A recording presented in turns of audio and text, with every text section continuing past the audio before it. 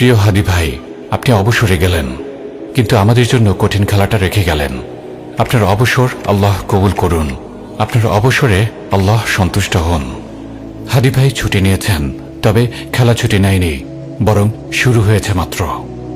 হাদি ভাইয়ের প্রতিবাদ প্রতিরোধ ছিল ভারতীয় আধিপত্যবাদের বিরুদ্ধে। আগ্রাসী ভারতের বিরুদ্ধে দাঁড়িয়ে হাদি ভাই নিজের জীবন পর্যন্ত বিলিয়ে দিলেন। অথচ যে আধিপত্যবাদের বিরুদ্ধে হাদি ভাই লড়ে গেলেন, চলে যাওয়ার পরে হাদি ভাইয়ের কবরে লেখা হলো আধিপত্যবাদ বিরোধী আন্দোলনে শহীদ শরীফ উসমান বিন হাদি। এই আধিপত্য কার ছিল? তার নাম হাওয়া হয়ে গেল কার ইশারায়? আগ্রাসী ভারতের নাম উচ্চারণ করতে কার লজ্জা, কার দ্বিধা, কার ভয়? আপনি যদি একমত হন, এই ভিডিওটি শেয়ার করুন এবং ক্যাপশনে দিন, আগ্রাসী ভারতের নাম কেন মুছে দিলে? হাদি ভাইয়ের রক্তের সাথে এটি হচ্ছে প্রথম গাদ্দারি, ভারতের নাম মুছে দেওয়া।